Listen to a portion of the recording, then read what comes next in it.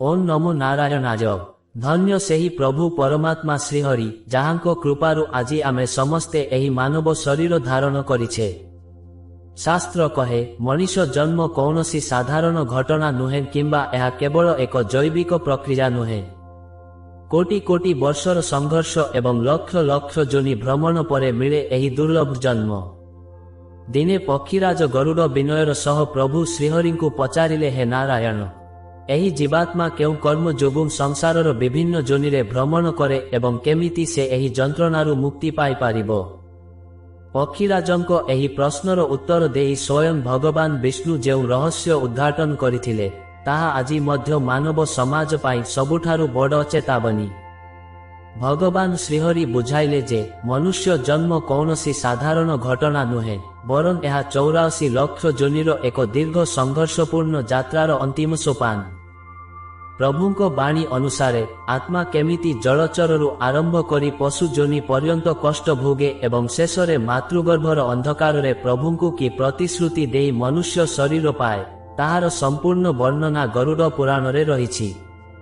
श्रीहरि कहिले, हे गरुड़, मनुष्य शरीर हेउछि मोक्षर द्वार, किंतु माया प्रभावरे जीव निजर स्वरूप को भूली जाए। आजिर एही भिडियोरे आमे श्रीहरि और गरुड़ंको सेही पवित्र कथोपकथन माध्यमरे जानिबा आत्मार क्रम विकासर संपूर्ण रहस्य। जीवनर मूल्य बुझिबा पाई एही शास्त्रीय आलोचनाटीकु शेष पर्यंत निश्चय देखंतु। मनुष्य जन्म केवल एक शारीरिक घटना नुहे, बरं यह ब्रह्मांडर सबुठारु जटिल एवं रहस्यमय आध्यात्मिक यात्रार एक शीर्ष बिंदु। हिंदू धर्मशास्त्र विशेषकरी गरुड़ पुराणरे एही यात्रा विषय अति गभीर भावे वर्णना करा जाइछि। साधारणतः आमे जन्म और मृत्यु को एक स्वाभाविक प्रक्रिया बोली भावी थाउ, किंतु आत्मार दृष्टिकोणरु देखिले यह कोटि कोटि वर्षर संघर्ष, परिवर्तन एवं कर्मफलर एक महान परिणाम। शास्त्र अनुसारे एक जीवात्मा 84 लक्ष जोनि भ्रमण करिबा परे जाई मनुष्य शरीर प्राप्त होइथाए। एही संख्याटी केवल एक परिसंख्यान नुहे, बरं यह जीवनर विवर्तन क्रम को दर्शाए। एही यात्रा आरंभ हुए अति क्षुद्र एककोशी जीव किंबा स्थावर वस्तुरु। प्रथमे आत्मा जलचर जीव भावे 9 लक्ष बार जन्म निये, तापरे गछलता बा स्थावर भावे 20 लक्ष बार, कीटपतंग भावे 11 लक्ष बार, पक्षी भावे 10 लक्ष बार एवं पशु भावे 30 लक्ष बार जन्म ग्रहण करिथाए। शेषरे 4 लक्ष बार मनुष्य जोनिरे जन्म हेबार सुजोग मिलिथाए। एही प्रक्रिया मध्यरे आत्मा प्रत्येक शरीररे नुआ नुआ अनुभूति संचय करे एवं तार चेतनार विकास घटे। गरुड़ पुराण कहे जे मनुष्य जन्म हेउछि एक दुर्लभ सुजोग, कारण केवल एही शरीररे हिं जीव पाखरे विवेक बा भलमंद विचार करिबार शक्ति थाए। अन्य समस्त जोनिरे जीव केवल प्रकृतिर नियम और निजर प्रवृत्ति अनुसारे परिचालित हुए, किंतु मनुष्य निज कर्म द्वारा निजर भाग्य बदलाई पारे। जेतेबेले आत्मा मनुष्य शरीर धारण करिबाकु योग्य हुए, सेतेबेले मध्य एहा एक जंत्रणादायक प्रक्रिया देई गति करिथाए। मातृगर्भरे 10 मास रहिबा समयरे शिशु निजर पूर्व जन्मर समस्त कर्म को मने पकाई थाए एवं सेही अंधकारमय कष्टकर स्थानरु मुक्ति पाइबा पाई भगवानंकु प्रार्थना करिथाए। से सेही समयरे संकल्प करे जे बाहरकु आसीबा परे से केवल सत्कर्म करिबो एवं मोक्ष प्राप्ति पाई चेष्टा करिबो। किंतु जन्म हेबा मात्रे सांसारिक मायार प्रभावरे से सबु किछि भूली जाए। एही कारणरु मनुष्य जन्म को एक कर्म क्षेत्र बोली कुहा जाए। एठारे आमे जेउ कर्म बुनिबा भविष्यतरे ताहा हिं काटिबा। जदि जने मनुष्य होई मध्य पशु भली आचरण करे, तेबे से पुणी सेही 84 लक्ष जोनिर चक्ररे पड़ी जाए। एही दीर्घ यात्रार मूल लक्ष्य हेउछि मोक्ष बा जन्म मृत्युर चक्ररु मुक्ति। गरुड़ पुराणरे वर्णित एही तत्व आमकु सतर्क करि दिए जे आमे जेउ जीवनटी पाइछे ताहा कौनसी साधारण संघर्षर फल नुहे। एहा पछरे कोटि कोटि वर्षर प्रतीक्षा रहिछि। प्रत्येक श्वास एवं प्रत्येक मुहूर्त मूल्यवान, कारण एही मनुष्य शरीर ही माध्यम जहा साहाय्यरे आत्मा परमात्मांक सह मिलित होई पारिबो। तेणु एही जन्म को केवल भोग विलासरे नष्ट न करी ज्ञान, भक्ति एवं सेवा माध्यमरे सार्थक करिबा उचित। आत्मार एही क्रम विकासरु स्पष्ट हुए जे ଆମେ ଏହି ଜଗତକୁ କେବଳ ବଞ୍ଚିବା ପାଇଁ ଆସିନାହୁଁ, ବରଂ ନିଜର ଚେତନାକୁ ପରମ ଶିଖରରେ ପହଞ୍ଚାଇବା ପାଇଁ ଆସିଛେ। ଜୀବନର ସଂଘର୍ଷ, ଦୁଃଖ ଏବଂ ସୁଖ ସେହି ମହାଯାତ୍ରାର କ୍ଷୁଦ୍ର ଅଂଶ ମାତ୍ର। ମନୁଷ୍ୟ ଜନ୍ମ ପାଇବା ହେଉଛି ଏକ ସୁବର୍ଣ୍ଣ ସୁଯୋଗ, ଯାହାକୁ ହରାଇଲେ ପୁଣି କେବେ ସେହି ସୁଯୋଗ ମିଳିବ ତାହା କହିବା ଅସମ୍ଭବ। ଏହି ଚିନ୍ତାଧାରା ଆମକୁ ଜୀବନ ପ୍ରତି ଗଭୀର ସମ୍ମାନ ଏବଂ ଦାୟିତ୍ୱବୋଧ ଶିଖାଇଥାଏ। ସମସ୍ତ ପ୍ରାଣୀଙ୍କ ମଧ୍ୟରେ ଆତ୍ମା ସମାନ ଥିଲେ ମଧ୍ୟ ମନୁଷ୍ୟ ଶରୀରରେ ହିଁ ସେହି ଆତ୍ମା ନିଜକୁ ଚିହ୍ନିବାର କ୍ଷମତା ରଖେ। ଏହି ସତ୍ୟକୁ ବୁଝିବା ହିଁ ମନୁଷ୍ୟ ଜନ୍ମର ପ୍ରକୃତ ସଫଳତା। ମନୁଷ୍ୟ ଜୀବନର ସବୁଠାରୁ ବଡ଼ ସତ୍ୟ ହେଉଛି ଆତ୍ମାର ଅବିନାଶୀ ସ୍ୱରୂପ ଏବଂ ଶରୀରର କ୍ଷଣଭଙ୍ଗୁରତା। ଗରୁଡ଼ ପୁରାଣ ଓ ଶ୍ରୀମଦ୍ ଭଗବଦ୍ ଗୀତା ଭଳି ପବିତ୍ର ଶାସ୍ତ୍ରଗୁଡ଼ିକରେ ବର୍ଣ୍ଣିତ ହୋଇଛି ଯେ ଆତ୍ମାକୁ କୌଣସି ଅସ୍ତ୍ର କାଟିପାରେ ନାହିଁ, ଅଗ୍ନି ଦହନ କରିପାରେ ନାହିଁ କିମ୍ବା ଜଳ ଭିଜାଇପାରେ ନାହିଁ। ଏହି ଆତ୍ମା କେବଳ ପୁରୁଣା ବସ୍ତ୍ର ତ୍ୟାଗ କରି ନୂତନ ବସ୍ତ୍ର ପରିଧାନ କଲା ଭଳି ଏକ ଶରୀରରୁ ଅନ୍ୟ ଏକ ଶରୀରକୁ ପ୍ରବେଶ କରିଥାଏ। କିନ୍ତୁ ଏହି ନୂତନ ଶରୀରର ପ୍ରାପ୍ତି କୌଣସି ଆକସ୍ମିକ ଘଟଣା ନୁହେଁ, ଏହା ସମ୍ପୂର୍ଣ୍ଣ ରୂପେ ଜୀବର ପୂର୍ବକୃତ କର୍ମଫଳ ଉପରେ ଆଧାରିତ। କର୍ମ ହେଉଛି ସେହି ସୂକ୍ଷ୍ମ ସୂତା ଯାହା ଆତ୍ମାକୁ ଜନ୍ମ ଓ ମୃତ୍ୟୁର ଚକ୍ରରେ ବାନ୍ଧି ରଖିଥାଏ। ପାପ ଏବଂ ପୁଣ୍ୟର ସୂକ୍ଷ୍ମ ବିଚାର ହିଁ ନିର୍ଦ୍ଧାରଣ କରେ ଯେ ଏକ ଆତ୍ମା 84 ଲକ୍ଷ ଯୋନି ମଧ୍ୟରୁ କେଉଁଠାରେ ସ୍ଥାନ ପାଇବ। ଏହି ଯାତ୍ରା ଅତ୍ୟନ୍ତ ଦୀର୍ଘ ଏବଂ ରହସ୍ୟମୟ। ଯେତେବେଳେ ଜଣେ ବ୍ୟକ୍ତି ନିଜର ଜୀବନକାଳ ମଧ୍ୟରେ କର୍ମ କରେ, ସେହି କର୍ମଗୁଡ଼ିକ ତାର ଚିତ୍ତରେ ସଂସ୍କାର ରୂପେ ଜମା ହୋଇ ରହେ। ଯେତେବେଳେ ମୃତ୍ୟୁ ଘଟେ, ଶରୀର ମାଟିରେ ମିଶିଯାଏ କିନ୍ତୁ ସେହି ସଂସ୍କାର ଏବଂ କର୍ମର ଭାର ଆତ୍ମା ସହିତ ପରଲୋକକୁ ଯାଏ। ଯଦି ଜଣେ ବ୍ୟକ୍ତି ଜୀବନସାରା କେବଳ ପାଶବିକ ପ୍ରବୃତ୍ତିରେ ଲିପ୍ତ ରହେ, ଯଥା କେବଳ ଖାଇବା, ଶୋଇବା ଏବଂ ଅନ୍ୟର ଅନିଷ୍ଟ କରିବା, ତେବେ ତାର ଚେତନା ନିମ୍ନଗାମୀ ହୁଏ। ପରିଣାମ ସ୍ୱରୂପ ସେ ପରବର୍ତ୍ତୀ ଜନ୍ମରେ ପଶୁ କିମ୍ବା କୀଟପତଙ୍ଗ ଯୋନିରେ ଜନ୍ମ ନିଏ। ଏହା କୌଣସି ଦଣ୍ଡ ନୁହେଁ, ବରଂ ପ୍ରକୃତିର ଏକ ସ୍ୱାଭାବିକ ପ୍ରତିକ୍ରିୟା। ଆପଣଙ୍କର ଯେଉଁ ପ୍ରକାରର ଇଚ୍ଛା ଓ ବାସନା ଶେଷ ସମୟରେ ଥାଏ, ପ୍ରକୃତି ଆପଣଙ୍କୁ ସେହିଭଳି ଏକ ମାଧ୍ୟମ ବା ଶରୀର ପ୍ରଦାନ କରେ। ଆତ୍ମାର ଏହି ଯାତ୍ରା ସମୟରେ କର୍ମ 3 ପ୍ରକାରର ହୋଇଥାଏ: ସଞ୍ଚିତ, ପ୍ରାରବ୍ଧ ଏବଂ ଆଗାମୀ। ସଞ୍ଚିତ କର୍ମ ହେଉଛି ଆମର ଅସଂଖ୍ୟ ପୂର୍ବ ଜନ୍ମର କର୍ମର ଗଚ୍ଛିତ ଭଣ୍ଡାର। ସେହି ଭଣ୍ଡାରରୁ ଯେଉଁ ଅଂଶଟି ଏହି ଜନ୍ମରେ ଭୋଗ କରିବା ପାଇଁ ଆମକୁ ମିଳିଛି, ତାହାକୁ ପ୍ରାରବ୍ଧ କୁହାଯାଏ। ଏହି ପ୍ରାରବ୍ଧ ହିଁ ସ୍ଥିର କରେ ଆମେ କେଉଁ କୂଳରେ ଜନ୍ମ ହେବା, ଆମର ଆୟୁଷ କେତେ ହେବ ଏବଂ ଆମେ ଜୀବନରେ କେତେ ସୁଖ ବା ଦୁଃଖ ପାଇବା। ଅନେକ ସମୟରେ ଆମେ ଦେଖୁ ଯେ ଜଣେ ଭଲ ମଣିଷ ବହୁତ କଷ୍ଟ ପାଉଛି ଏବଂ ଜଣେ ଦୁଷ୍ଟ ବ୍ୟକ୍ତି ସୁଖରେ ଅଛି। ଏହା ପଛରେ ପୂର୍ବ ଜନ୍ମର ପ୍ରାରବ୍ଧ କର୍ମ ହିଁ ଦାୟୀ। କିନ୍ତୁ ମନୁଷ୍ୟ ଜନ୍ମର ସ୍ୱତନ୍ତ୍ରତା ହେଉଛି କ୍ରିୟମାଣ ବା ଆଗାମୀ କର୍ମ କରିବାର ସ୍ୱାଧୀନତା। ଆମେ ଆମର ବର୍ତ୍ତମାନର କର୍ମ ଦ୍ୱାରା ନୂଆ ପୁଣ୍ୟ ସଞ୍ଚୟ କରିପାରିବା, ଯାହା ଆମର ଭବିଷ୍ୟତକୁ ସଜାଡ଼ି ପାରିବ। ପାପ ଓ ପୁଣ୍ୟର ସନ୍ତୁଳନ ହିଁ ଜୀବନର ଗତିପଥ ସ୍ଥିର କରେ। ଯଦି ପୁଣ୍ୟର ପଲା ଭାରୀ ହୁଏ, ତେବେ ଆତ୍ମା ଉଚ୍ଚତର ଲୋକ ବା ସ୍ୱର୍ଗଲୋକକୁ ଯାଏ ଏବଂ ଶେଷରେ ପୁଣି ଏକ ଭଲ ମନୁଷ୍ୟ ଶରୀର ପାଏ।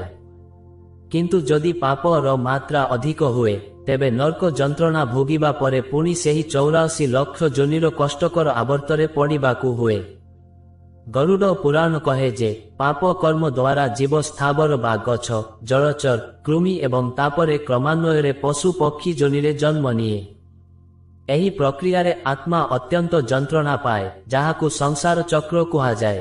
ଆଧ୍ୟାତ୍ମିକ ଦୃଷ୍ଟିରୁ ଦେଖିଲେ ଏହି ସମଗ୍ର ଯାତ୍ରାର ଏକମାତ୍ର ଲକ୍ଷ୍ୟ ହେଉଛି ଶୁଦ୍ଧିକରଣ।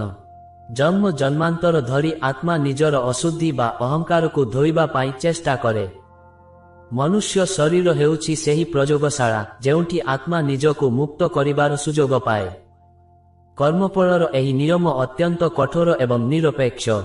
ଏଠାରେ କୌଣସି ପାତରଅନ୍ତର ନାହିଁ। ଆମେ ଯାହା ବୁଣିଥାଉ ତାହା ହିଁ କାଟିଥାଉ। ଯଦି ଆମେ ଅନ୍ୟକୁ ଦୁଃଖ ଦେଉ, ତେବେ ସେହି ଦୁଃଖ କୌଣସି ନା କୌଣସି ରୂପରେ ଆମ ପାଖକୁ ଫେରିଆସେ।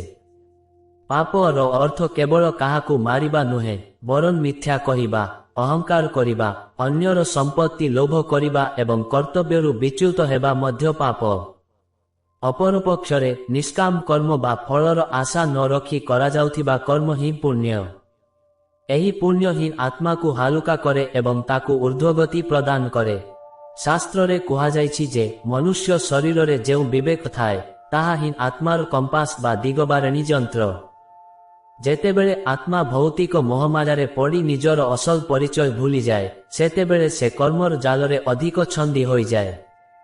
କିନ୍ତୁ ଯେତେବେଳେ ସେ ଜ୍ଞାନ ଓ ଭକ୍ତି ମାଧ୍ୟମରେ ବୁଝିପାରେ ଯେ ସେ ଏହି ଶରୀର ନୁହେଁ ବରଂ ପରମାତ୍ମାଙ୍କର ଏକ ଅଂଶ, ସେତେବେଳେ ତାର କର୍ମ କ୍ଷୟ ହେବାକୁ ଲାଗେ। ଆତ୍ମାର ଏହି ଭ୍ରମଣ 84 ଲକ୍ଷ ଯୋନି ମଧ୍ୟରେ କାହିଁକି ରଖାଯାଇଛି ତାର ମଧ୍ୟ ଏକ ଗଭୀର ମନସ୍ତାତ୍ତ୍ୱିକ କାରଣ ରହିଛି। ପ୍ରତ୍ୟେକ ଯୋନିରେ ଜୀବକୁ ଏକ ନିର୍ଦ୍ଦିଷ୍ଟ ଅନୁଭୂତି ମିଳେ।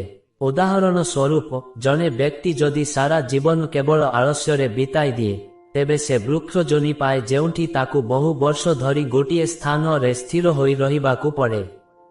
ଯଦି କେହି ଅନ୍ୟର ଖାଦ୍ୟ ଛଡ଼ାଇ ଖାଏ ସେ ପରବର୍ତ୍ତୀ ଜନ୍ମରେ କାଉ କିମ୍ବା କୁକୁର ଭଳି ପ୍ରାଣୀ ହୁଏ ଯିଏ ଖାଦ୍ୟ ପାଇଁ ସଂଘର୍ଷ କରେ। ଏହିପରି ଭାବେ ଆତ୍ମା ପ୍ରତ୍ୟେକ ଯୋନିର କଷ୍ଟ ଦେଇ ଗତି କରିବା ପରେ ପୁଣି ମନୁଷ୍ୟ ଶରୀର ପାଇଲା ବେଳକୁ ତାର ଭୋଗ ବାସନା କିଛି ମାତ୍ରାରେ କମିଯାଇଥାଏ। ତେଣୁ ମନୁଷ୍ୟ ଜନ୍ମକୁ ଶେଷ ସୁଯୋଗ ବୋଲି କୁହାଯାଏ।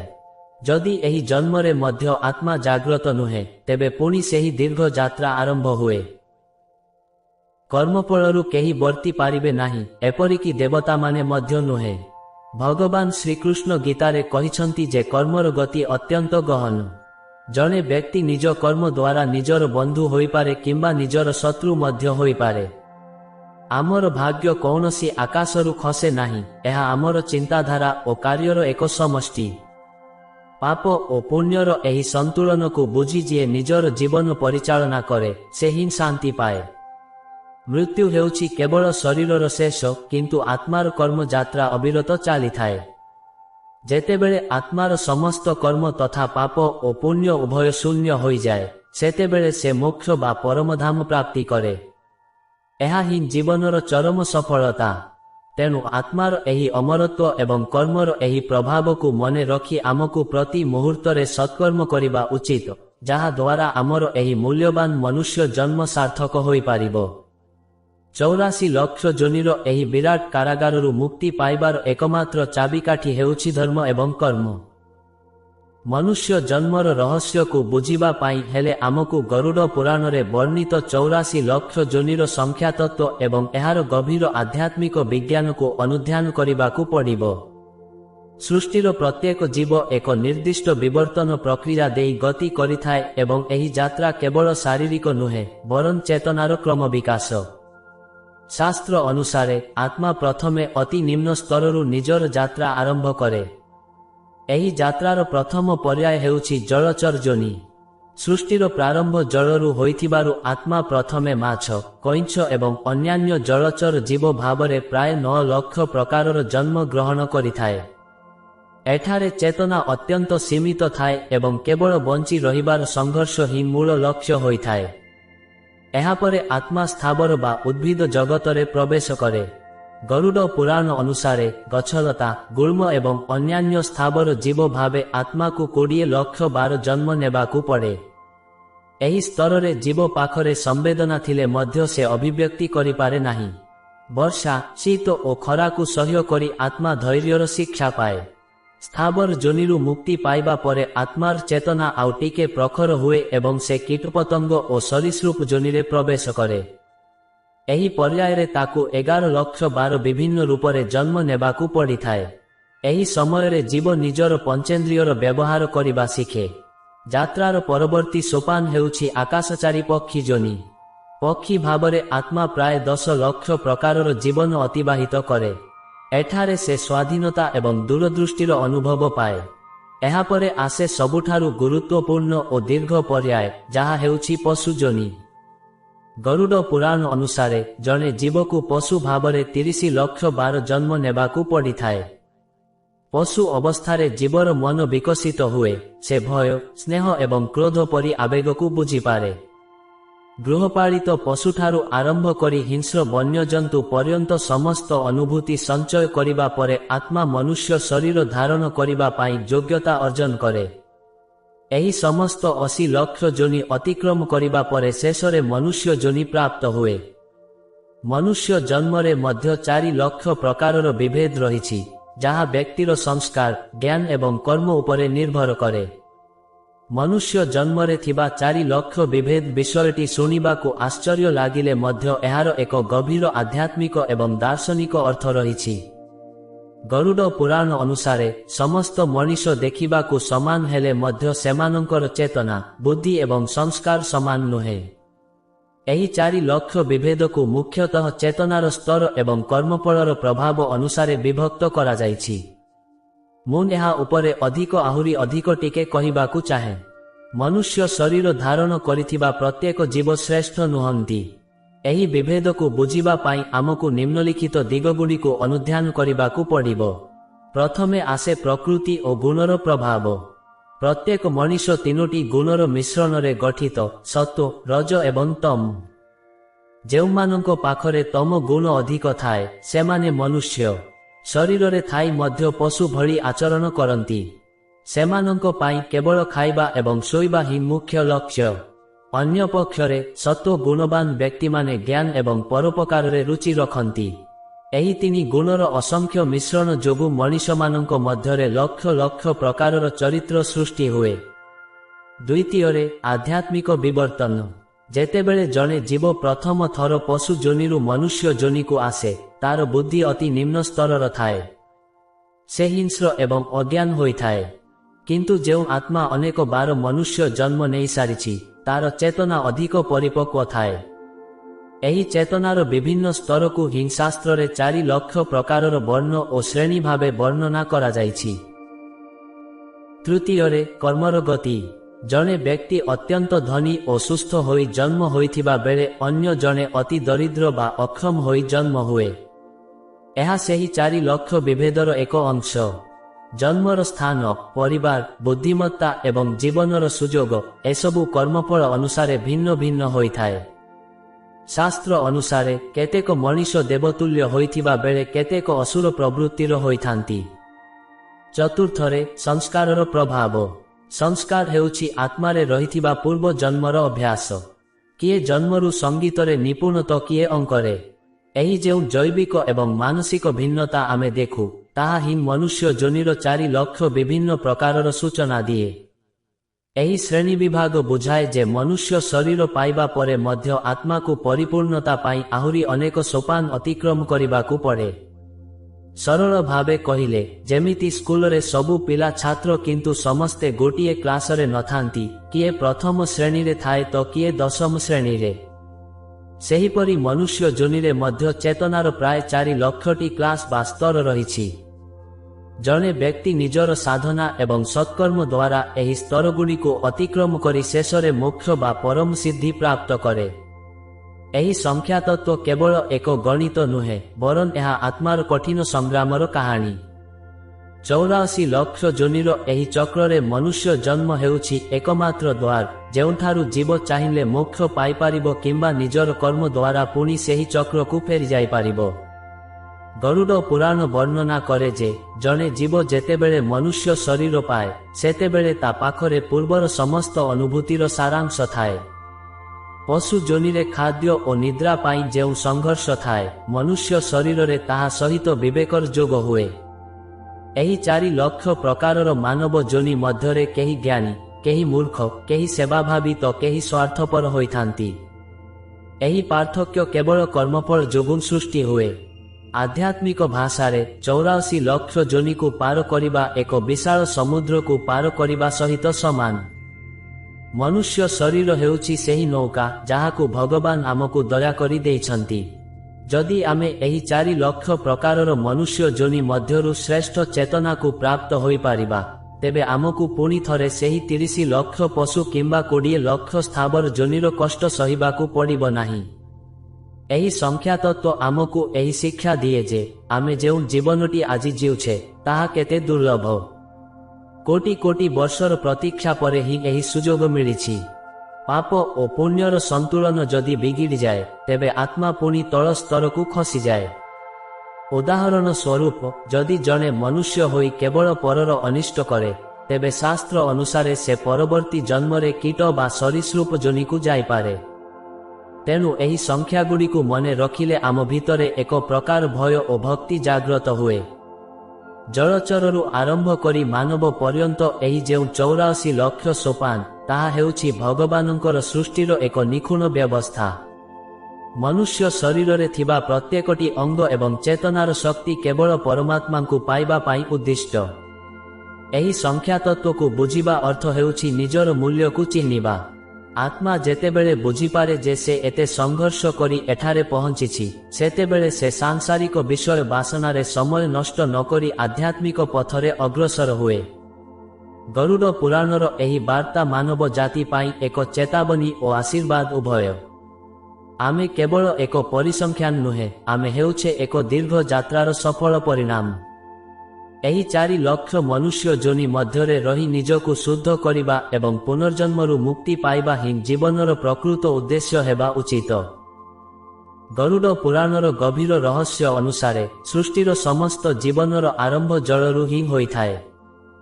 ଆତ୍ମା ଯେତେବେଳେ ନିଜର ଦୀର୍ଘ ଯାତ୍ରା ଆରମ୍ଭ କରେ, ସେତେବେଳେ ପ୍ରଥମେ ତାକୁ ଜଳଚର ଯୋନିରେ ପ୍ରବେଶ କରିବାକୁ ପଡ଼େ। ଶାସ୍ତ୍ର ମତରେ ଜୀବାତ୍ମା ପ୍ରାୟ 9 ଲକ୍ଷ ପ୍ରକାରର ଜଳଚର ଜୀବ ଭାବେ ଜନ୍ମ ନିଏ। ଏହି ପର୍ଯ୍ୟାୟଟି ଆତ୍ମା ପାଇଁ ଅତ୍ୟନ୍ତ କଷ୍ଟକର ଏବଂ ସଂଘର୍ଷମୟ, କାରଣ ଏଠାରେ ଚେତନା କେବଳ 2ଟି ମୁଖ୍ୟ ବିନ୍ଦୁରେ ସୀମିତ ଥାଏ, କ୍ଷୁଧା ଏବଂ ଭୟ। ଜଣେ ମାଛ, କଙ୍କଡ଼ା କିମ୍ବା ଅନ୍ୟ କ୍ଷୁଦ୍ର ଜଳଚର ପ୍ରାଣୀ ଭାବରେ ଆତ୍ମା ଏକ ନିରନ୍ତର ଯୁଦ୍ଧ ମଧ୍ୟରେ ବଞ୍ଚିଥାଏ। ପାଣି ଭିତରେ ଜୀବସ୍ୟ ଜୀବନଂ ଜୀବଃ, ଅର୍ଥାତ୍ ଏକ ଜୀବ ଅନ୍ୟ ଏକ ଜୀବର ଖାଦ୍ୟ। ଏହି ପ୍ରାକୃତିକ ନିୟମଟି ସବୁଠାରୁ ଭୟାନକ ରୂପରେ ଦେଖାଯାଏ। ଜଳଚର ଯୋନିରେ ଥିବା ଆତ୍ମା ପାଖରେ ବିଚାର କରିବାକୁ ବୁଦ୍ଧି ନଥାଏ। ତାର ସମଗ୍ର ଜୀବନ କେବଳ ଶିକାର ଖୋଜିବା ଏବଂ ବଡ଼ ମାଛମାନଙ୍କ କବଳରୁ ନିଜକୁ ବଞ୍ଚାଇବା ପାଇଁ ଦୌଡ଼ିବାରେ ବିତିଯାଏ। ସେ ପ୍ରତି ମୁହୂର୍ତ୍ତରେ ମୃତ୍ୟୁର ଆଶଙ୍କାରେ ଥାଏ।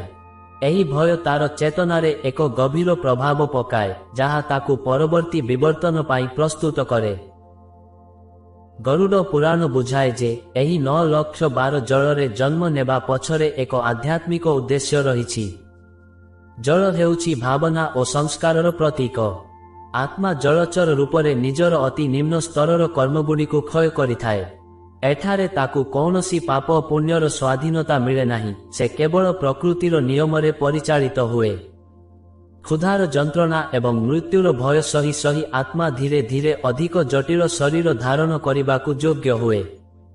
ଜଳଚର ଯୋନିରୁ ମୁକ୍ତି ପାଇବା ପରେ ହିଁ ଆତ୍ମା ସ୍ଥାବର ବା ବୃକ୍ଷ ଯୋନିକୁ ଯାଇପାରେ।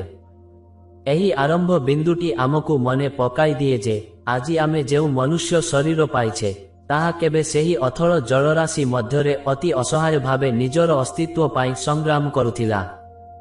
ଏହି ତତ୍ତ୍ୱକୁ ବୁଝିଲେ ମନୁଷ୍ୟ ଜୀବନ ପ୍ରତି ଏକ ଗଭୀର କୃତଜ୍ଞତା ଭାବ ଜାଗ୍ରତ ହୁଏ। ଗରୁଡ଼ ପୁରାଣ ଅନୁସାରେ ଜଳଚର ଯୋନିରୁ ମୁକ୍ତି ପାଇବା ପରେ ଆତ୍ମାର ଚେତନା ଯେଉଁ ଦ୍ୱିତୀୟ ସୋପାନରେ ପ୍ରବେଶ କରେ, ତାହା ହେଉଛି ସ୍ଥାବର ଯୋନି। ଏହି ପର୍ଯ୍ୟାୟରେ ଆତ୍ମା ବୃକ୍ଷ, ଲତା, ପାହାଡ଼ ଏବଂ ପଥର ଭଳି ରୂପ ଧାରଣ କରିଥାଏ। ଶାସ୍ତ୍ର ଅନୁସାରେ ଏହି ଯୋନିରେ ଜୀବକୁ ପ୍ରାୟ 20 ଲକ୍ଷ 12 ଜନ୍ମ ଗ୍ରହଣ କରିବାକୁ ପଡ଼ିଥାଏ। ଏହା ଆତ୍ମାର ସବୁଠାରୁ ଦୀର୍ଘ ଏବଂ ଧୈର୍ଯ୍ୟର ପରୀକ୍ଷା ଦେଉଥିବା ଏକ ଜନ୍ମ। ସ୍ଥାବର ଯୋନିର ସବୁଠାରୁ ବଡ଼ ଯନ୍ତ୍ରଣା ହେଉଛି ଅସହାୟତା। ଏଠାରେ ଜୀବ ପାଖରେ ପ୍ରାଣ ଥାଏ, ସେ ଅନୁଭବ ମଧ୍ୟ କରିପାରେ, କିନ୍ତୁ ସେ ହଲଚଲ ହୋଇପାରେ ନାହିଁ। ଜଣେ ବୃକ୍ଷ ଭାବରେ ଆତ୍ମାକୁ ବର୍ଷ ବର୍ଷ ଧରି ଗୋଟିଏ ସ୍ଥାନରେ ଛିଡ଼ା ହୋଇ ରହିବାକୁ ପଡ଼େ। ପ୍ରଖର ଗ୍ରୀଷ୍ମର ତାତି, ପ୍ରଳୟଙ୍କରୀ ବର୍ଷା ଏବଂ ହାଡ଼ଭଙ୍ଗା ଶୀତକୁ ସେ ଚାହିଁଲେ ମଧ୍ୟ ଏଡ଼ାଇ ପାରେ ନାହିଁ। କେହି ତାର ଡାଳ ଭାଙ୍ଗିଦେଲେ କିମ୍ବା କୁରାଢ଼ିରେ ଚୋଟ ପକାଇଲେ ମଧ୍ୟ ସେ ପ୍ରତିବାଦ କରିପାରେ ନାହିଁ କିମ୍ବା ସେଠାରୁ ଦୂରେଇ ଯାଇପାରେ ନାହିଁ। ଏହି ଯନ୍ତ୍ରଣା ଅତ୍ୟନ୍ତ ନୀରବ ଓ ଗଭୀର। ଆଧ୍ୟାତ୍ମିକ ଦୃଷ୍ଟିକୋଣରୁ ଦେଖିଲେ ଏହି ସ୍ଥାବର ଜନ୍ମ ଆତ୍ମାକୁ ସହନଶୀଳତା ଶିଖାଇଥାଏ। ଗଛଟିଏ ଯେମିତି ଅନ୍ୟକୁ ଛାଇ ଓ ଫଳ ଦେବା ପାଇଁ ନିଜେ ସବୁ କଷ୍ଟ ସହେ, ଆତ୍ମା ମଧ୍ୟ ସେହି ଗୁଣକୁ ନିଜ ଭିତରେ ସଞ୍ଚୟ କରେ। ଯେଉଁମାନେ ପୂର୍ବ ଜନ୍ମରେ ଅତ୍ୟନ୍ତ ଅଳସୁଆ ହୋଇଥାନ୍ତି କିମ୍ବା ନିଜ ଶକ୍ତିର ଅପବ୍ୟବହାର କରି ଅନ୍ୟକୁ ଅଣନିଶ୍ୱାସୀ କରିଥାନ୍ତି, ସେମାନେ ପ୍ରାୟତଃ ଏହି ଯୋନିରେ ଜନ୍ମ ନିଅନ୍ତି ବୋଲି ବିଶ୍ୱାସ କରାଯାଏ। ଏଠାରେ ଆତ୍ମା ଜଡ଼ତାର ଶାସ୍ତି ଭୋଗ କରି ସୂକ୍ଷ୍ମରୁ ସ୍ଥୂଳ ଆଡ଼କୁ ଗତି କରେ। ଏହି 20 ଲକ୍ଷ ଜନ୍ମର କଷ୍ଟ ସହିବା ପରେ ଯାଇ ଆତ୍ମା କୀଟପତଙ୍ଗ ଯୋନିକୁ ଯିବା ପାଇଁ ଯୋଗ୍ୟତା ପାଏ, ଯେଉଁଠାରେ ସେ ପ୍ରଥମ କରି ସ୍ୱାଧୀନ ଭାବେ ଚଳପ୍ରଚଳ କରିବାର ଶକ୍ତି ପାଏ। ସ୍ଥାବର ଯୋନିର ଏହି ବର୍ଣ୍ଣନା ଆମକୁ ମନେ ପକାଇ ଦିଏ ଯେ ଆମେ ଆଜି ଯେଉଁ ସ୍ୱାଧୀନତା ପାଇଛେ ତାହା ପଛରେ କୋଟି କୋଟି ବର୍ଷର ନିଶ୍ଚଳ ଓ ନୀରବ ଯନ୍ତ୍ରଣାର ଏକ ଇତିହାସ ରହିଛି। ଗରୁଡ଼ ପୁରାଣ ଅନୁସାରେ ସ୍ଥାବର ଯୋନିର ନିଶ୍ଚଳତା ପରେ ଆତ୍ମା ଯେତେବେଳେ କୀଟପତଙ୍ଗ ଏବଂ ସରୀସୃପ ଯୋନିରେ ପ୍ରବେଶ କରେ ସେତେବେଳେ ତାର ଚେତନାରେ ଏକ ବଡ଼ ପରିବର୍ତ୍ତନ ଆସେ। ଏହି ସୋପାନରେ ଆତ୍ମାକୁ ପ୍ରାୟ 11,12,000 ଜନ୍ମ ଗ୍ରହଣ କରିବାକୁ ପଡ଼ିଥାଏ। ଏଠାରେ ଜୀବ ପ୍ରଥମ କରି ସ୍ୱାଧୀନ ଭାବେ ଗତି କରିବାର ଶକ୍ତି ପାଏ, କିନ୍ତୁ ଏହି ସ୍ୱାଧୀନତା ସହିତ ଆସେ ଅହରହ ମୃତ୍ୟୁର ଭୟ। କୀଟ ଓ ସରୀସୃପ ଯୋନିର ସବୁଠାରୁ ବଡ଼ ସଂଘର୍ଷ ହେଉଛି ଅସ୍ତିତ୍ୱ ରକ୍ଷା। ଏକ କ୍ଷୁଦ୍ର ପୋକ ବା ପିମ୍ପୁଡ଼ି ଠାରୁ ଆରମ୍ଭ କରି ମାଟିରେ ଘୁଷୁରି ଚାଲୁଥିବା ସାପ ପର୍ଯ୍ୟନ୍ତ ସମସ୍ତଙ୍କ ଜୀବନ ସର୍ବଦା ବିପଦରେ ଘେରି ରହିଥାଏ। ସାମାନ୍ୟ ଅସାବଧାନତା ହେଲେ ଅନ୍ୟ ପଶୁଙ୍କ ଗୋଡ଼ ତଳେ ଚାପି ହୋଇ କିମ୍ବା ଶିକାରୀ ପକ୍ଷୀଙ୍କ କବଳରେ ପଡ଼ି ପ୍ରାଣ ହରାଇବାକୁ ପଡ଼େ। ଏହି ଯୋନିରେ ଆତ୍ମା ପଞ୍ଚେନ୍ଦ୍ରିୟର ବ୍ୟବହାର କରିବା ଶିଖେ। ସ୍ପର୍ଶ, ଗନ୍ଧ ଏବଂ ଦୃଷ୍ଟି ଶକ୍ତି ମାଧ୍ୟମରେ ସେ ବିପଦକୁ ଚିହ୍ନିବାକୁ ଚେଷ୍ଟା କରେ। ଆଧ୍ୟାତ୍ମିକ ଦୃଷ୍ଟିରୁ ଏହି 11 ଲକ୍ଷ ଜନ୍ମର ତାତ୍ପର୍ଯ୍ୟ ହେଉଛି ଜାଗ୍ରତ ହେବା। ସ୍ଥାବର ଯୋନିରେ ଥିବା ଜଡ଼ତା ଏଠାରେ ଚଞ୍ଚଳତାରେ ପରିଣତ ହୁଏ। ଗୁରୁଡ ପୁରାଣ ମତରେ ଯେଉଁମାନେ ପୂର୍ବ ଜନ୍ମରେ ଛଳନା କରିଥାନ୍ତି କିମ୍ବା ବିଷାକ୍ତ କଥା କହି ଅନ୍ୟର ହୃଦୟରେ କଷ୍ଟ ଦେଇଥାନ୍ତି ସେମାନେ ସରୀସୃପ ଯୋନିରେ ଜନ୍ମ ନେଇଥାନ୍ତି। ମାଟିରେ ଘୁଷୁରି ଚାଲିବାର କଷ୍ଟ ଏବଂ ପ୍ରତି ମୁହୂର୍ତ୍ତରେ ମୃତ୍ୟୁକୁ ସାମ୍ନା କରିବା ଦ୍ୱାରା ଆତ୍ମାର କର୍ମକ୍ଷୟ ହୁଏ। ଏହି ସଂଘର୍ଷମୟ ଯାତ୍ରା ପରେ ଯାଇ ଆତ୍ମା ପକ୍ଷୀ ଯୋନିକୁ ଯିବାର ଯୋଗ୍ୟତା ପାଏ, ଯେଉଁଠାରେ ସେ ମାଟିର ମୋହ ଛାଡ଼ି ଆକାଶରେ ଉଡ଼ିବାର ସୁଯୋଗ ପାଏ। ଏହି କ୍ରମବିକାଶ ଦର୍ଶାଏ ଯେ ଜୀବନର ପ୍ରତ୍ୟେକ ସ୍ତର ଏକ ନୂଆ ଶିକ୍ଷା ଏବଂ ନୂଆ ସଂଗ୍ରାମର କାହାଣୀ। ଗରୁଡ଼ ପୁରାଣ ଅନୁସାରେ କୀଟ ଓ ସରୀସୃପ ଯୋନିରୁ ମୁକ୍ତି ପାଇବା ପରେ ଆତ୍ମା ପକ୍ଷୀ ଯୋନିରେ ପ୍ରବେଶ କରେ। ଏହି ପର୍ଯ୍ୟାୟରେ ଆତ୍ମାକୁ ପ୍ରାୟ 10,12,000 ଭିନ୍ନ ଭିନ୍ନ ପକ୍ଷୀ ରୂପରେ ଜନ୍ମ ନେବାକୁ ପଡ଼ିଥାଏ। ଏହି ଜନ୍ମରେ ଆତ୍ମାକୁ ପ୍ରଥମ କରି ସ୍ୱାଧୀନତାର ଅନୁଭବ ମିଳେ। ମାଟିର ବନ୍ଧନ ଛାଡ଼ି ମୁକ୍ତ ଆକାଶରେ ଉଡ଼ିବାର ଶକ୍ତି ପାଇବା ଆତ୍ମାର ଚେତନା ପାଇଁ ଏକ ବଡ଼ ସଫଳତା। କିନ୍ତୁ ଏହି ସ୍ୱାଧୀନତା ସହିତ ଅସଂଖ୍ୟ ଚ୍ୟାଲେଞ୍ଜ ମଧ୍ୟ ଜଡ଼ିତ ଥାଏ। ପକ୍ଷୀ ଯୋନିରେ ଚେତନା ବିକଶିତ ହୋଇଥିଲେ ମଧ୍ୟ ସ୍ୱାଧୀନ ବିଚାର କରିବାର ବୁଦ୍ଧି ନଥାଏ। ଜୀବର ସମଗ୍ର ଜୀବନ କେବଳ ଦୁଇଟି କାର୍ଯ୍ୟରେ ସୀମିତ ରହେ, ଆହାର ଏବଂ ସୁରକ୍ଷା।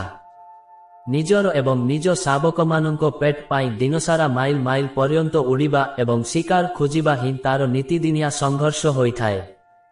ଏହା ସହିତ ଛଞ୍ଚାଣ ବା ଚିଲ୍ ଭଳି ଶକ୍ତିଶାଳୀ ଶିକାରୀ ପକ୍ଷୀଙ୍କ କବଳରୁ ନିଜକୁ ବଞ୍ଚାଇବା ପାଇଁ ସେ ସର୍ବଦା ସତର୍କ ରହିଥାଏ। ତାର ଏହି ମୁକ୍ତ ଆକାଶର ଯାତ୍ରା ସର୍ବଦା ମୃତ୍ୟୁର ଛାୟାରେ ଘେରି ରହିଥାଏ। ଆଧ୍ୟାତ୍ମିକ ଦୃଷ୍ଟିରୁ ପକ୍ଷୀ ଜନ୍ମ ଆତ୍ମାକୁ ଲକ୍ଷ୍ୟ ଏବଂ ଦୂରଦୃଷ୍ଟି ଶିଖାଇଥାଏ। ବସା ବାନ୍ଧିବା ଠାରୁ ଆରମ୍ଭ କରି ଋତୁ ପରିବର୍ତ୍ତନ ସହିତ ନିଜର ବାସସ୍ଥାନ ବଦଳାଇବା ପର୍ଯ୍ୟନ୍ତ ଜୀବ ପ୍ରକୃତି ସହ ତାଳ ମିଶାଇବା ଶିଖେ। ଏହି 10 ଲକ୍ଷ ଜନ୍ମର ଅଭିଜ୍ଞତା ଆତ୍ମାକୁ ପଶୁ ଯୋନିକୁ ଯିବା ପାଇଁ ପ୍ରସ୍ତୁତ କରେ, ଯେଉଁଠାରେ ବୁଦ୍ଧି ଓ ସମ୍ପର୍କର ପରିଧି ଆହୁରି ବଢ଼ିଥାଏ। ଏହି ଯାତ୍ରା ଆମକୁ ବୁଝାଏ ଯେ ବିନା ଉଚିତ ବୁଦ୍ଧିରେ ସ୍ୱାଧୀନତା ମଧ୍ୟ କେବଳ ବଞ୍ଚିବା ପାଇଁ ଏକ ସଂଘର୍ଷରେ ପରିଣତ ହୁଏ। ଗରୁଡ଼ ପୁରାଣ ଅନୁସାରେ ପକ୍ଷୀ ଯୋନି ପରେ ଆତ୍ମାର ଚେତନା ଅଧିକ ପରିପକ୍ୱ ହୁଏ ଏବଂ ଏହା ପଶୁ ଯୋନିରେ ପ୍ରବେଶ କରେ। ଏହି ପର୍ଯ୍ୟାୟରେ ଆତ୍ମାକୁ ପ୍ରାୟ 30,12,000 ବିଭିନ୍ନ ଚତୁଷ୍ପଦ ଜନ୍ତୁ ଭାବେ ଜନ୍ମ ନେବାକୁ ପଡ଼ିଥାଏ। ଏଠାରେ ଜୀବ କେବଳ ପ୍ରକୃତି ଉପରେ ନିର୍ଭର କରେ ନାହିଁ, ବରଂ ସେ ମମତା, ସ୍ନେହ, କ୍ରୋଧ ଏବଂ ସୁଖ ଦୁଃଖକୁ ଗଭୀର ଭାବେ ଅନୁଭବ କରିବା ଶିଖେ। କୁକୁର, ଘୋଡ଼ା ବା ହାତୀ ପରି ପଶୁମାନଙ୍କ ପାଖରେ ସ୍ମୃତି ଶକ୍ତି ଏବଂ ସାମାଜିକ ବନ୍ଧନର ବିକାଶ ଘଟିଥାଏ। ଏହି ଯାତ୍ରାର ସବୁଠାରୁ ଗୁରୁତ୍ୱପୂର୍ଣ୍ଣ ବିନ୍ଦୁ ହେଉଛି ଗୋମାତା ବା ଗାଈ ଜନ୍ମ।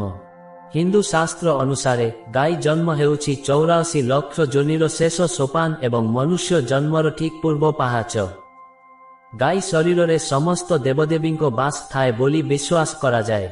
ଏହି ଜନ୍ମରେ ଆତ୍ମା ସମ୍ପୂର୍ଣ୍ଣ ରୂପେ ସତ୍ତ୍ୱ ଗୁଣ ବା ସାତ୍ତ୍ୱିକତା ପ୍ରାପ୍ତ କରେ। ଗାଈର ସେବା ଓ ନିଃସ୍ୱାର୍ଥପର ଗୁଣ ଆତ୍ମାକୁ ମାନବୀୟ ସମ୍ବେଦନା ପାଇଁ ପ୍ରସ୍ତୁତ କରିଥାଏ। 30 ଲକ୍ଷ ପଶୁ ଯୋନିର ଏହି ସଂଘର୍ଷ ପରେ ଯେତେବେଳେ ଆତ୍ମାର ପାଶବିକ ପ୍ରବୃତ୍ତି ଶେଷ ହୁଏ, ସେତେବେଳେ ତାକୁ ସେହି ଅମୂଲ୍ୟ ମନୁଷ୍ୟ ଶରୀର ମିଳିଥାଏ। ଏହି କାରଣରୁ ଗାଈକୁ ପୂଜା କରାଯାଏ, କାରଣ ଏହା ଆମର ଆଧ୍ୟାତ୍ମିକ ବିବର୍ତ୍ତନର ସେହି ଦ୍ୱାର, ଯାହା ପରେ ଆମକୁ ବିବେକବାନ ମଣିଷ ହେବାର ସୁଯୋଗ ମିଳେ। ଗରୁଡ଼ ପୁରାଣ ଅନୁସାରେ 80 ଲକ୍ଷ ଯୋନିର କଷ୍ଟକର ଯାତ୍ରା ଶେଷ କରିବା ପରେ ଆତ୍ମା ଯେତେବେଳେ ମନୁଷ୍ୟ ଶରୀର ପାଇବାକୁ ଯୋଗ୍ୟ ହୁଏ, ସେତେବେଳେ ତାର ପ୍ରବେଶ ମାତୃଗର୍ଭରେ ହୋଇଥାଏ। ଏହି 9 ମାସର ଗର୍ଭବାସ କୌଣସି ସାଧାରଣ ସମୟ ନୁହେଁ, ବରଂ ଏହା ଏକ ଗଭୀର ଆଧ୍ୟାତ୍ମିକ ତପସ୍ୟାର ସମୟ। ମାତୃଗର୍ଭର ସେହି ସଂକୁଚିତ ଏବଂ ଅନ୍ଧକାରମୟ ସ୍ଥାନରେ ରହି ଆତ୍ମାକୁ ନିଜର ସମସ୍ତ ପୂର୍ବ ଜନ୍ମର ସ୍ମୃତି ଫେରିଆସେ। ଶାସ୍ତ୍ର କହେ ଯେ 7ମ ମାସ ବେଳକୁ ଶିଶୁର ଚେତନା ସମ୍ପୂର୍ଣ୍ଣ ଜାଗ୍ରତ ହୁଏ। ସେ ସେହି ସମୟରେ ଜଣେ ଦ୍ରଷ୍ଟା ଭଳି ନିଜର କୋଟି କୋଟି ଜନ୍ମର ପାପ ପୁଣ୍ୟ ଏବଂ ସେଥିରୁ ମିଳିଥିବା ଯନ୍ତ୍ରଣାର ଏକ ଫିଲ୍ମ ଦେଖିଲା ଭଳି ଦେଖିପାରେ। ସେ ମନେ ପକାଏ କେମିତି ସେ ବାରମ୍ବାର ଜନ୍ମ ନେଇଛି ଏବଂ ମୃତ୍ୟୁର କଷ୍ଟ ସହିଛି। ଗର୍ଭର ସେହି ଅଣନିଶ୍ୱାସୀ ପରିବେଶରେ ସେ ଅତ୍ୟନ୍ତ ବ୍ୟାକୁଳ ହୋଇ ଭଗବାନଙ୍କୁ ପ୍ରାର୍ଥନା କରେ, ହେ ପ୍ରଭୁ, ମୋତେ ଏହି ଯନ୍ତ୍ରଣାରୁ ମୁକ୍ତି ଦିଅ। ଏଥର ମନୁଷ୍ୟ ରୂପରେ ଜନ୍ମ ହେବା ପରେ ମୁଁ ମାୟାରେ ପଡ଼ିବି ନାହିଁ ଏବଂ କେବଳ ସତ୍କର୍ମ କରିବି। କିନ୍ତୁ ଦୁର୍ଭାଗ୍ୟବଶତଃ ଯେତେବେଳେ ଶିଶୁ ଜନ୍ମ ହୋଇ ବାହ୍ୟ ଜଗତର ବାଜୁ ସ୍ପର୍ଶ କରେ, ସେତେବେଳେ ସେହି ଜ୍ଞାନ ଉପରେ ମାୟାର ପରଦା ପଡ଼ିଯାଏ। ସେ ନିଜର ପ୍ରତିଶ୍ରୁତି ଭୁଲି ପୁଣି ସାଂସାରିକ ବନ୍ଧନରେ ଛନ୍ଦି ହୋଇଯାଏ। ମାତୃଗର୍ଭର ଏହି ରହସ୍ୟ ଆମକୁ ଶିଖାଏ ଯେ ମନୁଷ୍ୟ ଜନ୍ମ ହେଉଛି ପୂର୍ବ ଜନ୍ମର ଶପଥ ପୂରଣ କରିବାର ଏକ ସୁଯୋଗ। ଗରୁଡ଼ ପୁରାଣ ଅନୁସାରେ ମାତୃଗର୍ଭର ସେହି ସଂକୁଚିତ ସ୍ଥାନରେ ଆତ୍ମାର ଅବସ୍ଥା ଏକ ପଞ୍ଜୁରୀବଦ୍ଧ ପକ୍ଷୀ ପରି ହୋଇଥାଏ। ଯେତେବେଳେ ଶିଶୁର ଶରୀର ସମ୍ପୂର୍ଣ୍ଣ ରୂପେ ଗଠିତ ହୋଇଯାଏ, ସେତେବେଳେ ସେହି ଅନ୍ଧକାରମୟ କାରାଗାରରେ ରହି ସେ ଅସହ୍ୟ କଷ୍ଟ ଅନୁଭବ କରେ। ସେହି ସମୟରେ ତାର ଚେତନା ସମ୍ପୂର୍ଣ୍ଣ ଜାଗ୍ରତ ଥାଏ ଏବଂ ସେ ନିଜର ଶହ ଶହ ପୂର୍ବ ଜନ୍ମର ଭୁଲଗୁଡ଼ିକୁ ମନେ ପକାଇ ଅନୁତାପ କରିଥାଏ। ସେହି ଚରମ ଯନ୍ତ୍ରଣାର ମୁହୂର୍ତ୍ତରେ ଆତ୍ମା ଅତ୍ୟନ୍ତ କାକୁତିମିନତି ହୋଇ ଭଗବାନଙ୍କୁ ଏକ ମହାନ ପ୍ରତିଶ୍ରୁତି ଦେଇଥାଏ। ସେ କହେ, ହେ ପ୍ରଭୁ, ଏହି ନର୍କତୁଲ୍ୟ ଗର୍ଭରୁ ମୋତେ ରକ୍ଷା କର। ମୁଁ ଜାଣିପାରୁଛି ଯେ ମୁଁ କେତେବାର ଜନ୍ମ ନେଇଛି ଏବଂ କେତେବାର ମୃତ୍ୟୁବରଣ କରିଛି। ମୁଁ ବାହାରକୁ ଯିବା ମାତ୍ରେ ସଂସାରର ମିଥ୍ୟା ମୋହମାୟାରେ ପଡ଼ିବି ନାହିଁ। ମୁଁ ପ୍ରତିଦିନ ତୁମର ଭକ୍ତି କରିବି, ଶାସ୍ତ୍ର ଅଧ୍ୟୟନ କରିବି ଏବଂ କେବଳ ସତ୍କର୍ମରେ ନିଜକୁ ନିୟୋଜିତ କରିବି, ଯେମିତି ମୋତେ ଆଉ କେବେ ମାତୃଗର୍ଭକୁ ଫେରିବାକୁ ନ ପଡ଼େ। ଆଶ୍ଚର୍ଯ୍ୟର କଥା ହେଉଛି, ଗର୍ଭ ମଧ୍ୟରେ ଥିବା ସେହି ସମୟରେ ଶିଶୁ ଜଣେ ମହାଜ୍ଞାନୀ ପରି ବ୍ୟବହାର କରେ। ସେ ବୁଝିପାରେ ଯେ ଶରୀର ନଶ୍ୱର ଏବଂ କେବଳ ପରମାତ୍ମା ହିଁ ଶାଶ୍ୱତ। ସେଠାରେ ତାର କୌଣସି ଅହଙ୍କାର ନଥାଏ। ସେ ନିଜର କର୍ମର ଚକ୍ରକୁ ଦେଖି ବିଚଳିତ ହୋଇପଡ଼େ ଏବଂ ମୁକ୍ତି ପାଇଁ ବ୍ୟାକୁଳ ହୁଏ। କିନ୍ତୁ ଗରୁଡ଼ ପୁରାଣ କହେ, ଯେତେବେଳେ ଜନ୍ମ ସମୟ ଆସେ, ପ୍ରସୂତି ବାଜୁ ପ୍ରଭାବରେ ଶିଶୁ କଷ୍ଟ ପାଇ ବାହାରକୁ ଆସିବା ମାତ୍ରେ ଭଗବାନଙ୍କୁ ଦେଇଥିବା ସମସ୍ତ ପ୍ରତିଶ୍ରୁତି ଭୁଲିଯାଏ। ବାହାରର ଚାକଚକ୍ୟ ଏବଂ ସାଂସାରିକ ବନ୍ଧନ, ମାତା ପିତା ମାଜା ତାକୁ ଏପରି ଘେରିଯାଏ ଯେ ସେହି ଜ୍ଞାନୀ ଆତ୍ମା ପୁଣି ଏକ ଅଜ୍ଞାନ ଶିଶୁରେ ପରିଣତ ହୁଏ। ଏହି କାରଣରୁ ମନୁଷ୍ୟ ଜୀବନକୁ ଏକ ଭୁଲିଯାଇଥିବା ପ୍ରତିଶ୍ରୁତିର କାହାଣୀ ବୋଲି ମଧ୍ୟ କୁହାଯାଏ। ଗରୁଡ଼ ପୁରାଣ ଅନୁସାରେ ଶିଶୁର ଜନ୍ମ ସମୟର କ୍ରନ୍ଦନ କେବଳ ଏକ ଶାରୀରିକ ପ୍ରକ୍ରିୟା ନୁହେଁ, ବରଂ ଏହା ଏକ ଗଭୀର ଆଧ୍ୟାତ୍ମିକ ବିଳାପ। ମାତୃଗର୍ଭର ଅନ୍ଧକାରରେ 9 ମାସ ଧରି ଯେଉଁ ଆତ୍ମା ପରମାତ୍ମାଙ୍କ ସହ ନିରନ୍ତର ସଂଯୁକ୍ତ ଥିଲା ଏବଂ ମୁକ୍ତି ପାଇଁ ପ୍ରତିଶ୍ରୁତି ଦେଉଥିଲା, ଜନ୍ମ ହେବା ମାତ୍ରେ ତାର ସେହି ଦେବୀୟ ସମ୍ପର୍କ ଛିନ୍ନ ହୋଇଯାଏ। ବାହ୍ୟ ଜଗତର ବାଜୁ ସ୍ପର୍ଶ କରିବା ମାତ୍ରେ ଭଗବାନଙ୍କର ବୈଷ୍ଣବୀ ମାୟା ଶିଶୁକୁ ଆବୋରି ଧରେ। ଏହି ମାୟା ଏତେ ଶକ୍ତିଶାଳୀ ଯେ ଏହା କ୍ଷଣକ ମଧ୍ୟରେ ଆତ୍ମାର ପୂର୍ବ ଜ୍ଞାନ ଓ ଭଗବାନଙ୍କୁ ଦେଇଥିବା ପ୍ରତିଶ୍ରୁତି ଉପରେ ଏକ ମୋହର ପରଦା ଟାଣିଦିଏ। ଶିଶୁଟି ଯେତେବେଳେ ପ୍ରଥମ କରି ଆଖି ଖୋଲେ, ସେ ନିଜକୁ ଏକ ଅଜଣା ଓ ଭୌତିକ ପରିବେଶରେ ପାଏ। ସେହି ସମୟରେ ତାର କ୍ରନ୍ଦନର ସ୍ୱର ଶାସ୍ତ୍ର ଅନୁସାରେ କୋହ କୋହ ଶୁଣାଯାଏ, ଯାହାର ଅର୍ଥ ହେଉଛି, ମୁଁ କିଏ, ମୁଁ କେଉଁଠି ପଶିଗଲି। ସେ ଅନୁଭବ କରେ ଯେ ସେ ପୁଣି ଥରେ ସେହି ପୁରୁଣା ବନ୍ଧନ, ସମ୍ପର୍କ ଏବଂ କର୍ମର ଚକ୍ରରେ ବାନ୍ଧି ହୋଇଯାଇଛି। ଯେଉଁ ପରମାତ୍ମାଙ୍କୁ ସେ ନିଜର ବୋଲି ଭାବୁଥିଲା, ସେମାନେ ଏବେ ଅଦୃଶ୍ୟ। ସଂସାରର ଏହି ମାୟା ଜାଲରେ ପଡ଼ିବାର ଭୟ ଏବଂ ନିଜର ସ୍ୱରୂପକୁ ଭୁଲିଯିବାର ଯନ୍ତ୍ରଣା ହିଁ ଶିଶୁକୁ କନ୍ଦାଇଥାଏ। ଏହିପରି ଭାବେ ଜ୍ଞାନୀ ଆତ୍ମାଟିଏ ମାୟା ପ୍ରଭାବରେ ଜଣେ ଅସହାୟ ସାଂସାରିକ ଜୀବରେ ପରିଣତ ହୋଇ ନିଜର ନୂତନ ଯାତ୍ରା ଆରମ୍ଭ କରେ। ମନୁଷ୍ୟ ଜନ୍ମର ସବୁଠାରୁ ବଡ଼ ବିଶେଷତ୍ୱ ହେଉଛି ବିବେକ। ଗରୁଡ଼ ପୁରାଣ ଏବଂ ଅନ୍ୟାନ୍ୟ ଶାସ୍ତ୍ର ଅନୁସାରେ ଆହାର, ନିଦ୍ରା, ଭୋଜ ଏବଂ ମୈଥୁନ ପରି ଜୈବିକ ପ୍ରବୃତ୍ତିଗୁଡ଼ିକ ମଣିଷ ଏବଂ ପଶୁ ଉଭୟଙ୍କ ପାଖରେ ସମାନ ଥାଏ। କିନ୍ତୁ ଯେଉଁ ଗୋଟିଏ ଶକ୍ତି ମଣିଷକୁ ଅନ୍ୟ 80 ଲକ୍ଷ ଯୋନିରୁ ପୃଥକ କରେ, ତାହା ହେଉଛି ଭଲମନ୍ଦ ଏବଂ ନିତ୍ୟ ଅନିତ୍ୟ ମଧ୍ୟରେ ବିଚାର କରିବାର କ୍ଷମତା। ପଶୁ କେବଳ ନିଜର ପ୍ରକୃତି ବା ସ୍ୱଭାବ ଅନୁସାରେ ପରିଚାଳିତ ହୁଏ। ବାଘ ହିଂସ୍ର ହେବା ତାର ସ୍ୱଭାବ, ସେଥିରେ ତାର କୌଣସି ପାପ ବା ପୁଣ୍ୟ ନଥାଏ। କିନ୍ତୁ ମନୁଷ୍ୟ ପାଖରେ ସ୍ୱାଧୀନ ଇଚ୍ଛାଶକ୍ତି ଥାଏ। ସେ ଚାହିଁଲେ ନିଜର କ୍ରୋଧକୁ ନିୟନ୍ତ୍ରଣ କରିପାରେ ଏବଂ ନିଜର ସ୍ୱାର୍ଥ ତ୍ୟାଗ କରି ଅନ୍ୟର ସେବା କରିପାରେ। ଏହି ବିବେକ ହିଁ ତାକୁ କର୍ମର ବନ୍ଧନରୁ ମୁକ୍ତ କରିବାର ମାର୍ଗ ଦେଖାଏ। ମନୁଷ୍ୟ ଶରୀରକୁ ଏକ ସନ୍ଧିସ୍ଥଳ ବୋଲି କୁହାଯାଏ। ଏଠାରୁ ଜଣେ ବ୍ୟକ୍ତି ନିଜର କୁକର୍ମ ଦ୍ୱାରା ପୁଣି ପଶୁ ଯୋନିକୁ ଖସିଯାଇପାରେ କିମ୍ବା ନିଜର ସତ୍କର୍ମ ଓ ଜ୍ଞାନ ଦ୍ୱାରା ଜନ୍ମ ମୃତ୍ୟୁର ଚକ୍ରରୁ ମୁକ୍ତି ବା ମୋକ୍ଷ ପାଇପାରେ। ଅନ୍ୟ ସମସ୍ତ ଯୋନି କେବଳ ଭୋଗ ଯୋନି, ଅର୍ଥାତ୍ ସେଠାରେ କେବଳ କର୍ମଫଳ ଭୋଗ କରାଯାଏ। ମାତ୍ର ମନୁଷ୍ୟ ଯୋନି ହେଉଛି କର୍ମ ଯୋନି, ଯେଉଁଠାରେ ଆମେ ନିଜର ଭାଗ୍ୟ ନିଜେ ଗଢ଼ିପାରୁ। ତେଣୁ ବିବେକକୁ ଜାଗ୍ରତ କରି ସାର୍ଥକ ଜୀବନ ଜିଇବା ହିଁ ମନୁଷ୍ୟ ଜନ୍ମର ଅସଲ ଲକ୍ଷ୍ୟ। ଗରୁଡ଼ ପୁରାଣ ଅନୁସାରେ ମନୁଷ୍ୟ ଜନ୍ମ ହେଉଛି ଆଧ୍ୟାତ୍ମିକ ବିବର୍ତ୍ତନର ଶୀର୍ଷବିନ୍ଦୁ। କିନ୍ତୁ ଯଦି କେହି ଏହି ଅମୂଲ୍ୟ ସୁଯୋଗକୁ ପାଇ ମଧ୍ୟ କେବଳ ଆହାର, ନିଦ୍ରା, ଭୋଜ ଏବଂ ମୈଥୁନ ପରି ପାଶବିକ ପ୍ରବୃତ୍ତିରେ ସୀମିତ ରହେ, ତେବେ ସେ ନିଜର ଆତ୍ମା ପ୍ରତି ସବୁଠାରୁ ବଡ଼ ଅପରାଧ କରେ। ଯେଉଁ ଜୀବନ ଆତ୍ମଜ୍ଞାନ ଏବଂ ମୋକ୍ଷ ପାଇଁ ଉଦ୍ଦିଷ୍ଟ, ତାକୁ କେବଳ ଭୋଗବିଳାସ ଓ ପାପ କର୍ମରେ ନଷ୍ଟ କରିବାକୁ ଶାସ୍ତ୍ରରେ ଆତ୍ମହତ୍ୟା ସହ ସମାନ ବୋଲି କୁହାଯାଇଛି। ଯେତେବେଳେ ଜଣେ ମନୁଷ୍ୟ ନିଜର ବିବେକକୁ ହରାଇ କେବଳ ସ୍ୱାର୍ଥପରତା, ଲୋଭ ଓ ହିଂସାରେ ମାତି ରହେ, ତାର ଚେତନା ପୁଣି ଥରେ ନିମ୍ନଗାମୀ ହେବାକୁ ଲାଗେ। ମୃତ୍ୟୁ ପରେ ଯମରାଜଙ୍କ ଦରବାରରେ କର୍ମର ବିଚାର ହୁଏ ଏବଂ ଏହିପରି ବ୍ୟକ୍ତିଙ୍କୁ ପୁଣି ସେହି ଭୟଙ୍କର 84 ଲକ୍ଷ ଯୋନିର ଚକ୍ରକୁ ଫେରିବାକୁ ପଡ଼େ। ଯେଉଁ ଆତ୍ମା କଷ୍ଟ କରି ପର୍ବତ ଶିଖରକୁ ଚଢ଼ିଥିଲା, ସେ ନିଜର କୁକର୍ମ ଯୋଗୁଁ ପୁଣି ଗଭୀର ଗର୍ତ୍ତରେ ଖସିପଡ଼େ। ପାପର ପରିଣାମ ସ୍ୱରୂପ ସେହି ବ୍ୟକ୍ତିକୁ ପୁଣି ଥରେ କୀଟପତଙ୍ଗ, ସ୍ଥାବର ବା ପଶୁ ଯୋନିର ଯନ୍ତ୍ରଣା ଭୋଗିବାକୁ ପଡ଼ିଥାଏ। ଗରୁଡ଼ ପୁରାଣ ସତର୍କ କରିଦିଏ ଯେ ଏହି ସୁବର୍ଣ୍ଣ ସୁଯୋଗକୁ ହରାଇଲେ ପୁଣି କେବେ ମନୁଷ୍ୟ ଶରୀର ମିଳିବ, ତାହାର କୌଣସି ସୁନିଶ୍ଚିତତା ନାହିଁ। ତେଣୁ ଜୀବନର ଅପଚୟ ନକରି ସତ୍କର୍ମ ଓ ଭକ୍ତି ମାଧ୍ୟମରେ ମୁକ୍ତିର ମାର୍ଗ ପ୍ରଶସ୍ତ କରିବା ହିଁ ଶ୍ରେଷ୍ଠ ବୁଦ୍ଧିମତ୍ତା।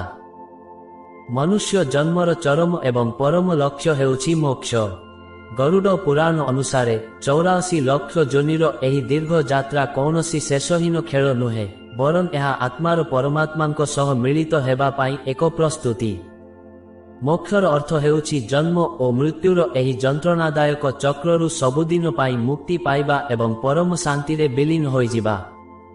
ଏହି ମୁକ୍ତିର ଦ୍ୱାର ଖୋଲିବା ପାଇଁ ଶାସ୍ତ୍ରରେ ଦୁଇଟି ମୁଖ୍ୟ ମାର୍ଗ ଦର୍ଶାଯାଇଛି: ଈଶ୍ୱରଙ୍କ ଭକ୍ତି ଏବଂ ମାନବ ସେବା। ଯେତେବେଳେ ଜଣେ ବ୍ୟକ୍ତି ନିଜର ଅହଙ୍କାର ତ୍ୟାଗ କରି ସମଗ୍ର ସୃଷ୍ଟି ମଧ୍ୟରେ ସେହି ପରମେଶ୍ୱରଙ୍କୁ ଦେଖେ, ସେତେବେଳେ ସେ କର୍ମର ବନ୍ଧନରୁ ମୁକ୍ତ ହେବାକୁ ଲାଗେ। ମାନବ ସେବା ହେଉଛି ମାଧବ ସେବା, ଅସହାୟଙ୍କୁ ସାହାଯ୍ୟ କରିବା, ପଶୁପକ୍ଷୀଙ୍କ ପ୍ରତି ଦୟା ଦେଖାଇବା ଏବଂ ନିଷ୍କାମ କର୍ମ କରିବା ଦ୍ୱାରା ଆତ୍ମାର କଳୁଷ ଧୋଇ ହୋଇଯାଏ। ମନୁଷ୍ୟ ଶରୀର ହେଉଛି ସେହି ସେତୁ ଯାହା ଆମକୁ ସଂସାର ସାଗରରୁ ପାର କରିପାରିବ। ଯଦି ଆମେ ଏହି ଜନ୍ମରେ ନିଜର ବାସନାକୁ ନିୟନ୍ତ୍ରଣ କରି ଭକ୍ତି ଓ ସେବାକୁ ଜୀବନର ଆଧାର କରୁ, ତେବେ ଆମକୁ ଆଉ କେବେ ମାତୃଗର୍ଭର କଷ୍ଟ କିମ୍ବା ପଶୁ ଯୋନିର ଅସହାୟତା ଭୋଗିବାକୁ ପଡ଼ିବ ନାହିଁ। ମୋକ୍ଷ ପ୍ରାପ୍ତି ହିଁ ଆତ୍ମାର ଏହି କୋଟି କୋଟି ବର୍ଷର ସଂଘର୍ଷମୟ ଯାତ୍ରାର ସାର୍ଥକ ସମାପ୍ତି। ମନୁଷ୍ୟ ଜନ୍ମର ଏହି ରହସ୍ୟମୟ ଯାତ୍ରା ବିଷୟରେ ଜାଣିବା ପରେ ଆମକୁ ଅନୁଭବ ହୁଏ ଯେ ଆମର ପ୍ରତ୍ୟେକଟି ଶ୍ୱାସ କେତେ ମୂଲ୍ୟବାନ। କୋଟି କୋଟି ବର୍ଷର ସଂଘର୍ଷ, ଯନ୍ତ୍ରଣା ଏବଂ ପ୍ରତୀକ୍ଷା ପରେ ଆମେ ଏହି ମାନବ ଶରୀର ପାଇଛେ। ଏହା କେବଳ ଏକ ଶରୀର ନୁହେଁ, ବରଂ ଆତ୍ମା ପାଇଁ ମୁକ୍ତିର ଶେଷ ସୁଯୋଗ। ଗରୁଡ଼ ପୁରାଣର ଏହି ପବିତ୍ର ଶିକ୍ଷା ଆମକୁ ସଚେତନ କରେ ଯେ ସମୟ ଖୁବ୍ କମ୍ ଏବଂ କର୍ମର ପରିଧି ଖୁବ୍ ବଡ଼। ଆଜିର ଏହି ଆଲୋଚନା ଶେଷରେ ଆପଣଙ୍କ ପାଇଁ ଏକ ଗଭୀର ଚିନ୍ତନର ପ୍ରଶ୍ନ: ଆପଣ ନିଜର ଏହି ଦୁର୍ଲଭ ଜନ୍ମକୁ ସାର୍ଥକ କରୁଛନ୍ତି ତ? ଆପଣଙ୍କ କର୍ମ ଆପଣଙ୍କୁ ମୁକ୍ତି ଆଡ଼କୁ ନେଉଛି ନା ପୁଣି ସେହି 84 ଲକ୍ଷ ଯୋନିର ଚକ୍ର ଆଡ଼କୁ? ନିଜର ବିବେକକୁ ପଚାରନ୍ତୁ ଏବଂ ଆଜିଠାରୁ ହିଁ ସତ୍କର୍ମର ପଥ ବାଛନ୍ତୁ। जदि आपणଙ୍କୁ ଏହି ଆଧ୍ୟାତ୍ମିକ ତଥ୍ୟ ଏବଂ ଭିଡିଓଟି ଭଲ ଲାଗିଥାଏ ତେବେ ଏହାକୁ ଲାଇକ୍ କରନ୍ତୁ ଏବଂ ଅନ୍ୟମାନଙ୍କ ସହ ସେୟାର କରନ୍ତୁ। ଏହିଭଳି ଆହୁରି ଜ୍ଞାନବର୍ଦ୍ଧକ ଏବଂ ଶାସ୍ତ୍ରୀୟ ରହସ୍ୟ ଜାଣିବା ପାଇଁ ଆମ ଚ୍ୟାନେଲକୁ ସବସ୍କ୍ରାଇବ୍ କରିବାକୁ ଭୁଲନ୍ତୁ ନାହିଁ। ଆପଣଙ୍କର ଗୋଟିଏ ସବସ୍କ୍ରାଇବ୍ ଆମକୁ ଏହିପରି ଭଲ ବିଷୟବସ୍ତୁ ପ୍ରସ୍ତୁତ କରିବାକୁ ପ୍ରେରଣା ଦେବ। ଧନ୍ୟବାଦ। ଜୟ ଜଗନ୍ନାଥ। ଓಂ ନମୋ ନାରାୟଣାୟ।